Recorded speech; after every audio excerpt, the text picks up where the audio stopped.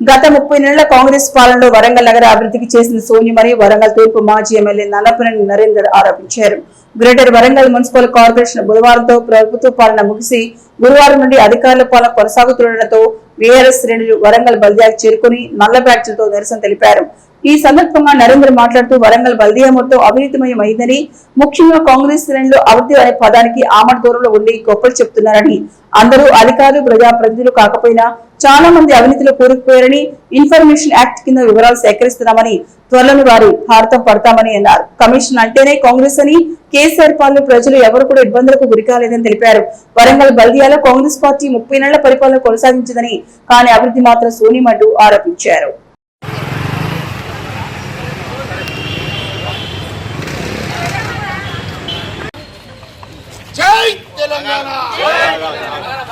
కమిషన్లు అంటే కాంగ్రెస్, కాంగ్రెస్ అంటే కమిషన్. ఓకే, కమిషన్లు అంటే కాంగ్రెస్, కాంగ్రెస్ అంటే కమిషన్.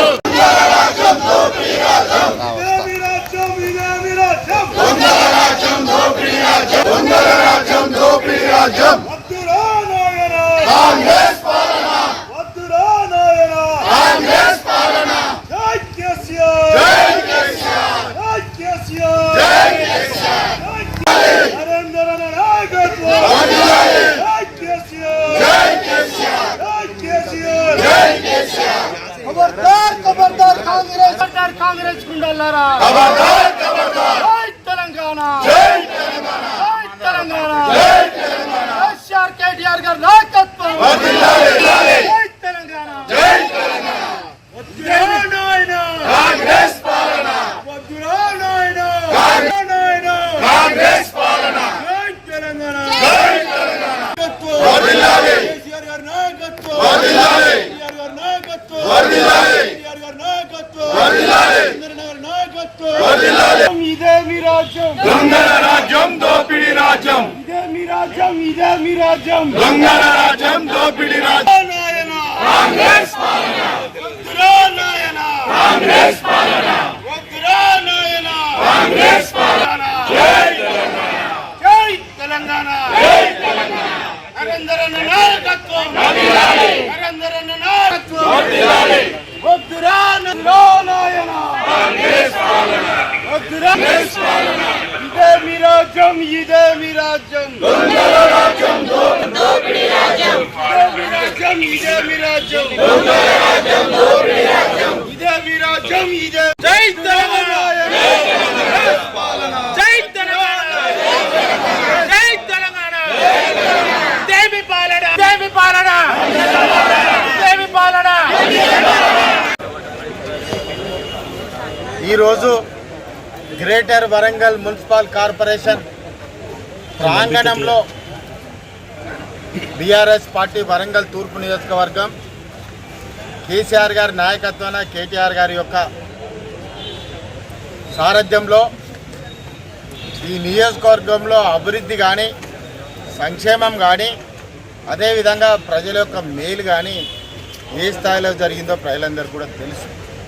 ఈరోజు ఈ కార్యక్రమం పెట్టడానికి ప్రధాన కారణం నిన్నటి తోటి మున్సిపల్ కార్పొరేషన్ పరిపాలన, ప్రజాప్రతినిధుల యొక్క పరిపాలన సమయం పూర్తయింది. మేమేం కోరుతున్నామంటే మంచిని మంచిగా చెప్తాము, చెడుని చెడుగా చెప్తాము. కార్పొరేషన్లో ఉద్యోగస్తులందరూ తప్పుడు మనుషులు అనం, తప్పు చేసిన వాళ్ళని మేము ముందుకు తీసుకొస్తాం. అదేవిధంగా ప్రజాప్రతినిధులు అందరూ తప్పుడు వాళ్ళు అనం, తప్పు చేసిన వాళ్ళని మేము ముందుకు తీసుకొస్తాం. మా దగ్గర చాలా సమాచారం ఉంది, ఇన్ఫర్మేషన్ యాక్ట్ కింద కూడా చాలా తీసుకుంటున్నాం.